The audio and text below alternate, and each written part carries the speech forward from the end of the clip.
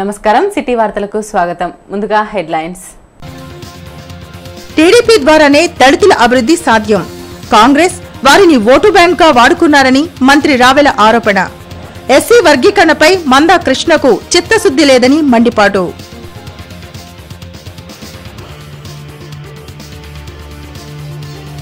ఈ నెల 24 నుండి ఎన్టీఆర్ స్టేడియంలో వాలీబాల్ పోటీలు.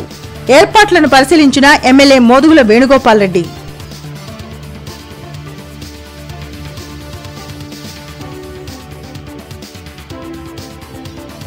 Jagan number 1 criminal, Chandrababu best CM. చంద్రబాబును విమర్శించే స్థాయి జగన్ కు లేదన్న జీవి.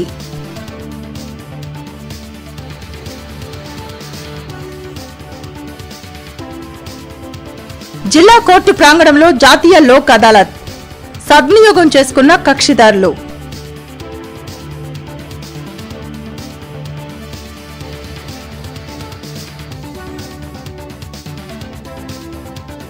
నగరంలో యూటీఎఫ్ రాష్ట్ర కార్యవర్గ సమావేశం.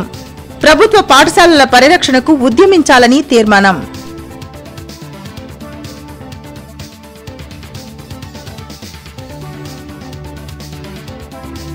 చట్టాలు సమర్థవంతంగా అమలు చేయండి. బడుగు బలహీన వర్గాలకు న్యాయం అందించండి. ఐలు సమావేశంలో వీసీ రాజేంద్ర ప్రసాద్ సూచన. కాంగ్రెస్ పాలనలో దళిత గిరిజనులను కేవలం ఓటు బ్యాంకుగానే ఉపయోగించుకున్నారని రాష్ట్ర సాంఘిక సంక్షేమ శాఖ మంత్రి రావెల కిషోర్ బాబు ఆరోపించారు. తెలుగుదేశం ప్రభుత్వం ద్వారానే ఎస్సీ ఎస్టీల అభివృద్ధి సాధ్యమవుతుందని మంత్రి వివరించారు. దళిత గిరిజనుల జీవితాల్లో వెలుగులు లేకుండా చేసింది గత కాంగ్రెస్ ప్రభుత్వమేనని రాష్ట్ర గిరిజన సాంఘిక సంక్షేమ శాఖ మంత్రి రావెల కిషోర్ బాబు పేర్కొన్నారు. జిల్లా టీడీపీ కార్యాలయంలో ఆయన మీడియాతో మాట్లాడారు. దళిత గిరిజనులను కేవలం ఓటు బ్యాంకుగానే వాడుకుని కరివేపాకులాగా వదిలివేశారని ఆయన ఆరోపించారు. దళిత గిరిజనుల అభివృద్ధి తెలుగుదేశం ప్రభుత్వం ద్వారానే సాధ్యమవుతుందని ఆయన వెల్లడించారు. ఈ నేపథ్యంలోనే మేనిఫెస్టో ప్రకారం ఎస్సీ ఎస్టీలకు బడ్జెట్లో అధిక మొత్తంలో నిధులు కేటాయిస్తున్నట్లు ఆయన ప్రకటించారు. కాంగ్రెస్ పార్టీ అంటే దళితులను గిరిజనులను ఓట్లు వేసే యంత్రాలుగా మార్చినటువంటి పార్టీలు, దళితులను గిరిజనులను దగా చేసి మోసం చేసినటువంటి పార్టీలు, వారిని కేవలం ఓట్ బ్యాంకుగా వాడుకుని కరివేపాకులాగా వదిలివేసినటువంటి పార్టీలు. మా ప్రభుత్వం అధికారంలోకి వచ్చిన తర్వాత తెలుగుదేశం పార్టీ మేనిఫెస్టోలో ఏదైతే మేము పేర్కొన్నామో ఎస్సీ ఎస్టీ సప్లాన్ అమలు చిత్తశుద్ధితో మేము జరిగిస్తాము. తద్వారా దళిత గిరిజనులను పెద్ద ఎత్తున అభివృద్ధి చేస్తామని కట్టుబడ్డాము. మేనిఫెస్టోలో ఏదైతే మేనిఫెస్టోలో కట్టుబడ్డామో ఆ విధానానికి మేము ఆ విధానాన్ని ముందుకు తీసుకువెళ్తా ఉన్నాం. అసెంబ్లీలో కూడా చాలాసార్లు మాట్లాడటం జరిగింది. ఆది నుండి ఎస్సీ వర్గీకరణకు కట్టుబడి ఉన్న ఏకైక పార్టీ తెలుగుదేశమని రావెల చెప్పారు. వర్గీకరణ పట్ల మందా కృష్ణకు చిత్తశుద్ధి లేదని ఆయన విమర్శించారు. దళితుల గురించి మాట్లాడాలనుకునేవారు తనని సంప్రదించిన అనంతరమే మాట్లాడాలని రావెల సూచించారు. ఎవరు పడితే వారు మీడియాతో మాట్లాడి వివాదాలు సృష్టించవద్దని ఆయన తెలిపారు. మాదిగలకి పెద్దపీట వేసి రాజకీయంగా, సామాజికంగా, ఆర్థికంగా గుర్తింపు తెచ్చింది తెలుగుదేశం పార్టీ. తెలుగుదేశం పార్టీ దళితుల పక్షాన నిలబడే పార్టీ. మేము చేస్తున్నటువంటి అభివృద్ధి దళితుల కోసం, సంక్షేమం కోసం వైఎస్ రాజశేఖర రెడ్డి కానీ వాళ్ళ పార్టీ వాళ్ళ నాన్నగారి పార్టీ కానీ చేసిందా? బహిరంగ చర్చకు ఎక్కడికైనా రమ్మనండి, నేను సవాల్ విసురుతున్నా. ఎన్టీఆర్ స్టేడియంలో ఈ నెల 24 నుండి 28 వరకు వాలీబాల్ పోటీలు జరగనున్నాయి. పోటీల ఏర్పాట్లను పశ్చిమ నియోజకవర్గ శాసనసభ్యులు మోదుగుల వేణుగోపాల్ రెడ్డి పరిశీలించి అధికారులతో చర్చించారు. క్రీడలను ప్రోత్సహించాలనే ఉద్దేశంతో వాలీబాల్ పోటీలను గుంటూరు నగరంలో నిర్వహిస్తున్నామని పశ్చిమ నియోజకవర్గ శాసనసభ్యులు మోదుగుల వేణుగోపాల్ రెడ్డి తెలిపారు. వాలీబాల్ పోటీల ఏర్పాట్లను పరిశీలించి అధికారులతో చర్చించారు. క్రీడాకారులకు అన్ని సౌకర్యాలు కల్పించడంతో పాటు ప్రతిష్టాత్మకంగా పోటీలు జరుగుతాయన్నారు.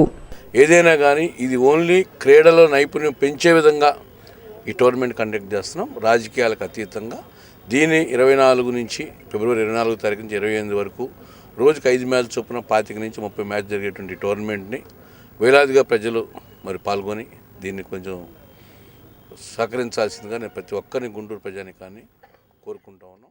ప్రపంచంలోనే నెంబర్ 1 క్రిమినల్ వైఎస్ జగన్ అని టీడీపీ ఆరోపించింది. అత్యంత అవినీతిపరుడు జగన్కి బెస్ట్ సీఎం చంద్రబాబును విమర్శించే హక్కు లేదని తెలిపింది. ప్రతిపక్ష నేత వైఎస్ జగన్ అభివృద్ధి నిరోధక శక్తిగా మారాడని టీడీపీ జిల్లా అధ్యక్షులు జీవీ ఆంజనేయులు ధ్వజమెత్తారు. అరండల్పేట పార్టీ కార్యాలయంలో ఆయన మీడియాతో మాట్లాడారు. జగన్ అవినీతి కారణంగా పరిశ్రమలు రాక నూతన రాష్ట్రంలో అభివృద్ధి పూర్తిగా నిలిచిందని ఆంజనేయులు అన్నారు. ప్రపంచంలోనే నెంబర్ 1 క్రిమినల్ అత్యంత అవినీతిపరుడు జగన్ అని ఆరోపించారు. అలాంటి వ్యక్తికి బెస్ట్ సీఎంగా అవార్డు అందుకున్న చంద్రబాబుని విమర్శించే హక్కు లేదన్నారు. ఈరోజు ఎంత అభివృద్ధి నష్టపోయిందో, అనేక పరిశ్రమలు వచ్చాయి. అది ప్రభుత్వ ఖజానాలో చూపించి ఎన్నో పరిశ్రమలు పెడితే లక్షలాది మందికి ఉద్యోగాలు వచ్చాయి.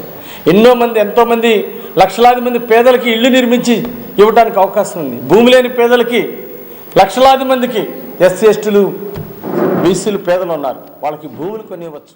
కుల రాజకీయాలు చేస్తూ మత విధ్వంసాలు రెచ్చగొడుతూ రాజకీయ స్వార్థపరుడిగా జగన్ మారాడని జీవీ పేర్కొన్నారు. దళితుల అభివృద్ధి టీడీపీ ద్వారానే సాధ్యమవుతుందని, ఈ విషయాన్ని ఆందోళన చేస్తున్న వారు గమనించాలని తెలిపారు. దళితులకు తీరని అన్యాయం చేశారు. 20,000 కోట్ల రూపాయలు ఎస్సీ ఎస్టీ నిధులు పక్కదారి పట్టించినటువంటి దుర్మార్గ చరిత్ర కాంగ్రెస్ది. దళితులకి ఈ రాష్ట్రంలో అన్యాయం చేసింది ఎవరంటే తల్లి పిల్ల కాంగ్రెస్ కలిసి ఉన్నప్పుడు వైఎస్ హయాం నుండి పెద్ద ఎత్తున దళితులకు అన్యాయం జరిగింది. ఈ సమావేశంలో టీడీపీ నేతలు జియావుద్దీన్, శ్రీనివాస్ యాదవ్ తదితరులు పాల్గొన్నారు. జిల్లా కోర్టు ఆవరణలో జాతీయ లోక్ అదాలత్ను ఏర్పాటు చేశారు. కక్షిదారులు అదాలత్ను సద్వినియోగం చేసుకుని పెండింగ్లో ఉన్న కేసులను పరిష్కరించుకున్నారు.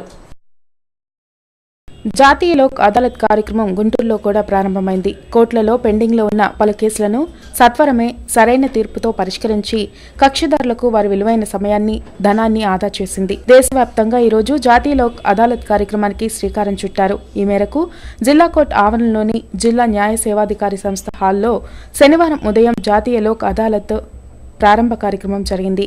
ఈ కార్యక్రమంలో ముఖ్య అతిథిగా పాల్గొన్న జిల్లా ప్రధాన న్యాయమూర్తి ఎస్ఎం రఫీ మాట్లాడుతూ లోక్ అదాలత్ వ్యవస్థ భారత న్యాయ వ్యవస్థలో కీలక పాత్ర పోషిస్తుందన్నారు.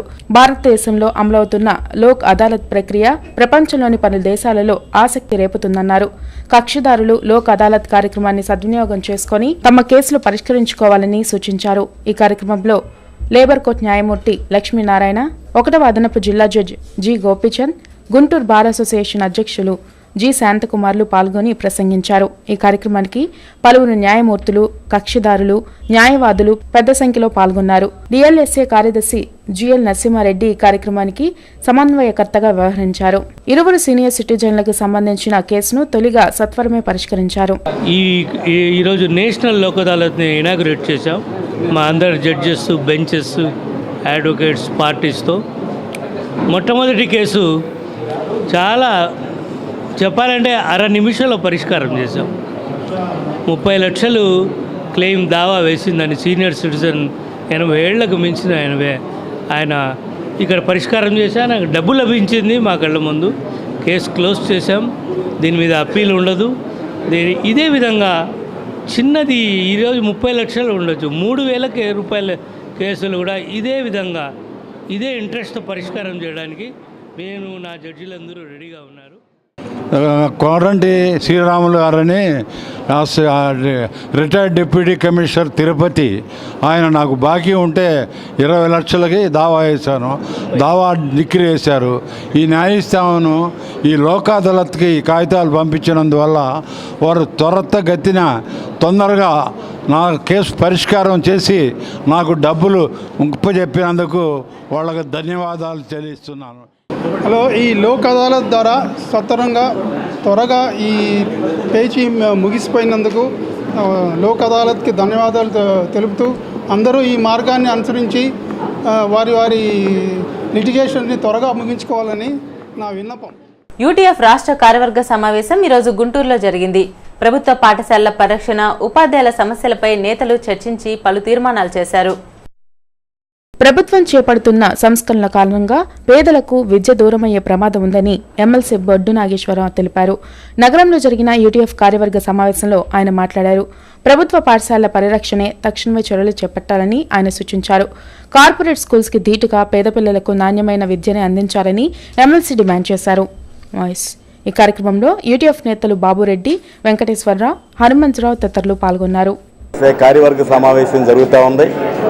ఈ కార్యవర్గ సమావేశంలో 2 ప్రధానమైనటువంటి కర్తవ్యాలు తీసుకోబోతూ ఉన్నారు. అందులో ఒకటి, ఈరోజు ప్రభుత్వ విద్యారంగాన్ని కాపాడుకోవాల్సినటువంటి అవసరం ఎంతైనా ఉన్నది. అందులో భాగంగా మరి యూటీఎఫ్ సభ్యులుగా పనిచేసే పాఠశాలలను అభివృద్ధి పరచడం ద్వారా ప్రజలతో మమేకమయ్యి అనేక మౌలిక వసతులు కల్పించుకోవటం, విద్యార్థులకు నాణ్యమైనటువంటి విద్యను అందించేటటువంటి వైపు కూడా కర్తవ్యం గతంలో నుంచే తీసుకున్న కర్తవ్యాన్ని మరింత ముందుకు తీసుకుపోయే పని చేస్తూ ఉన్నారు.